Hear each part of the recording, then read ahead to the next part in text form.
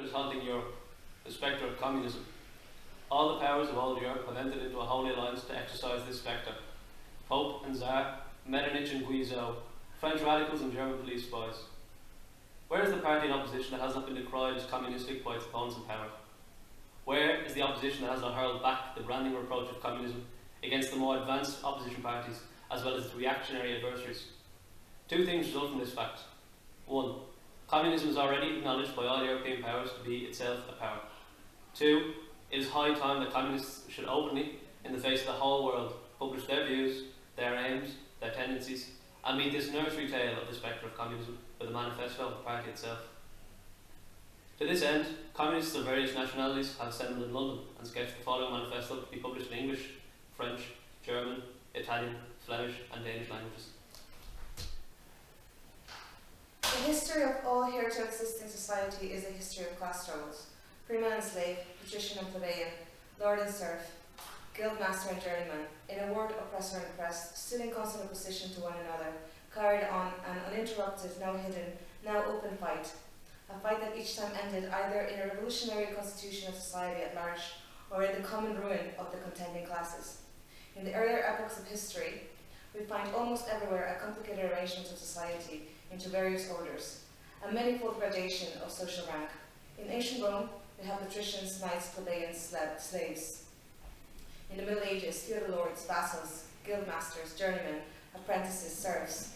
In almost all of these classes, again, subordinate gradations. The modern bourgeois society that has sprouted from the ruins of feudal society has not done away with class antagonisms. It has but established new classes, new conditions of oppression, new forms of struggle in place of the old ones. Our epoch, the epoch of the bourgeoisie, possesses, however, this distinct feature. It has simplifying class antagonism. Society as a whole is more and more splitting into two great hostile camps, into two great classes directly facing each other, the bourgeoisie and the proletariat. From the serfs of the Middle Ages sprang the chartered burghers of the earliest towns. From these burgesses, the first elements of the bourgeoisie were developed. The bourgeoisie, during its rule of scarce 100 years, has created more massive and more colossal productive forces than have all preceding generations together. Subjection of nature's forces to man, machinery, application of chemistry to industry and agriculture, steam navigation, railways, electric telegraphs, clearing of all continents for cultivation, canalization of rivers, whole populations conjured out of the ground. What early century had even a presentiment that such productive forces slumbered in the lap of social labor? We see then the means of production and of exchange on whose foundation the bourgeoisie built itself up were generated in feudal society.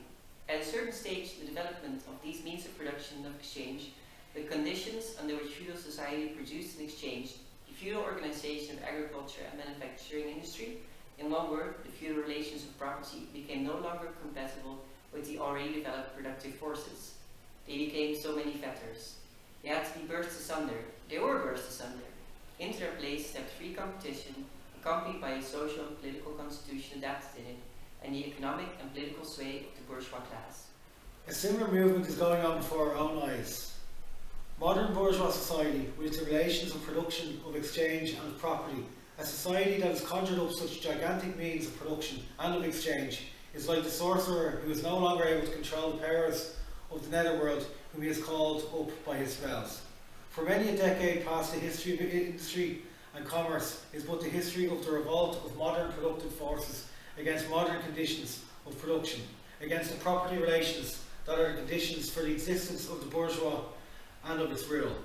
It is enough to mention the commercial crises that by their periodical return put the existence of the entire bourgeois society on its trial, each time more threateningly. In these crises, a great part not only of the existing products but also of the previously created productive forces are periodically destroyed. In these crises, there breaks out an epidemic that, in all earlier epochs, would have seemed an absurdity, the epidemic of overproduction. Society suddenly finds itself put back into a state of momentary barbarism. It appears as if a famine, a universal war of devastation, had cut off the supply of every means of subsistence. Industry and commerce seem to be destroyed. And why? because there is too much civilization, too much means of subsistence, too much industry, too much commerce. The productive forces at the disposal of society no longer tend to further the development of the conditions of bourgeois property. On the contrary, they have become too powerful for these conditions by which they are fettered, and so soon as they overcome these fetters, they bring disorder into the whole of the bourgeois society, endanger the existence of bourgeois property. The conditions of bourgeois society are too narrow to compromise the wealth created by them. And how does the bourgeoisie get over these crises? On the one hand, by enforced destruction of the mass productive forces, on the other, by the conquest of new markets, and by the more thorough exploitation of the old ones. That is to say, by paving the way for more extensive and more destructive crises, and by diminishing the means whereby crises are prevented. Hitherto, every form of society has been based, as we have already seen, on the antagonism of oppressing and oppressed classes. But in order to oppress a class, certain conditions must be assured to it under which it can at least continue its slavish existence. The serf, in the period of serfdom, raised themselves to membership in the commune, just as the petty bourgeois, under the yoke of feudal absolutism, managed to develop into a bourgeois. The modern laborer, on the contrary, instead of rising with the process of industry, sinks deeper and deeper below the condition of existence of his own class. He becomes a pauper, and pauperism develops more rapidly than population and wealth.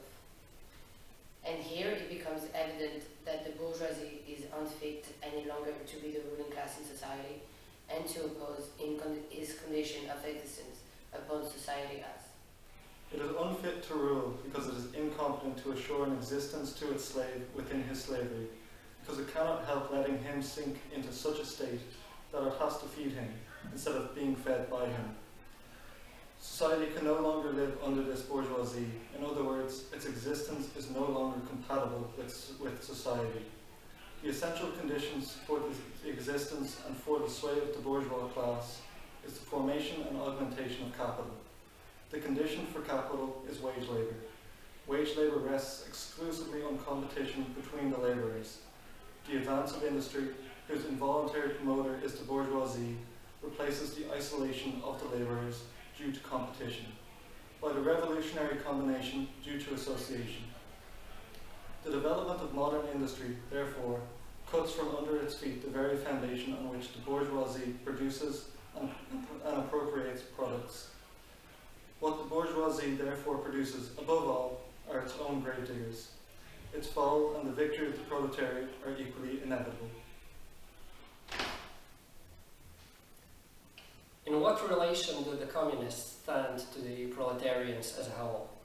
The communists do not form a separate party opposed to the other working class parties. They have no interests separate and apart from those of the proletariat as a whole. They do not set up any sectarian principles of their own by which to shape and mould the proletarian movement. The communists are distinguished from the other working class parties by this only. 1. In the national struggles of the proletarians of the different countries, they point out and bring to the front the common interests of the entire proletariat, independently of any nationality. 2. In the various stages of development which the struggle of the working class against the bourgeoisie has to pass through, they always and everywhere represent the interests of the movement as a whole. The communists, therefore, are on the one hand practically the most advanced and resolute section of the working class parties of every country, that section which pushes forward all others. On the other hand, theoretically, they have over the great mass of the proletariat the advantage of clearly understanding the line of march, the conditions, and the ultimate general results of the proletarian movement.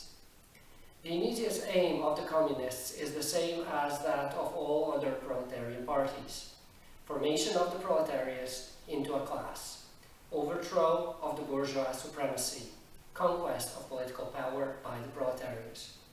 The theoretical conclusions of the communists are in no way based on ideas or principles that have been invented or discovered by this or that would-be universal reformer. They merely express, in general terms, actual relations springing from an existing class struggle, from a historical movement going on under our very eyes. The abolition of existing property relations is not at all a distinctive feature of communism. All property relations in the past have continually been subject to historical change consequent upon the change in historical conditions. The French Revolution, for example, abolished feudal property in favour of bourgeois property. The distinguishing feature of communism is not the abolition of property generally, but the abolition of bourgeois property. But modern bourgeois private property is the final and most complete expression of the system of producing and appropriating products that is based on class antagonisms, on the exploitation of the many by the few. In this sense, the theory of the communists may be summed up in the single sentence: abolition of private property. The communist revolution is the most radical rupture with traditional property relations. No wonder that its development involved the most radical rupture with traditional ideas. But let us have done with the bourgeois objections to communism. We have seen above that the first step in the revolution by the working class is to raise the proletariat to the position of the ruling class to win the battle of democracy. The proletariat will use its political supremacy to wrest by degree all capital from the bourgeoisie, to centralize all instruments of production in the hands of the state. An example of the proletariat organized as the ruling class, and to increase the total productive forces as rapidly as possible. Of course, in the beginning this cannot be effected except by means of despotic inroads on the rights of property and on the conditions of the bourgeois production, by means of measures therefore which appear economically insufficient and untenable, but which in the course of the movement outstrip themselves, necessitate further inroads upon the old social order, and are unavoidable as a means of entirely revolutionizing the mode of production. Measures will of course be different in different countries. Nevertheless, in the most advanced countries, the following will be generally applicable. 1. Abolition of property in the land and application of all rents of land to public purposes. 2. A general progressive or graduated income tax. 3. Abolition of all rights of inheritance. 4. Confiscation of the property of all emigrants and rebels. 5. Centralisation of credit in the hands of the state by means of a national bank with state capital and an exclusive monopoly. 6. Centralisation of the means of communication and transport in the hands of the state. 7. Extension of factories and instruments of production owned by the state. The bringing into cultivation of wastelands and the improvement of the soil generally in accordance with a common plan. 8. Equal liability of all to work. Establishment of industrial armies, especially for agriculture. 9. Combination of agriculture with manufacturing industries. Gradual abolition of all the distinction between town and country by a more equal distribution of the populace over the country. 10. Free education for all children in public schools. Abolition of children's factory labour in its present form. Combination of education with industrial production. When in the course of development class distinctions have disappeared and all production has been concentrated in the hands of a vast association of the whole nation, the public power will lose its political character. Political power, property so called, is merely the organised power of one class for oppressing the other.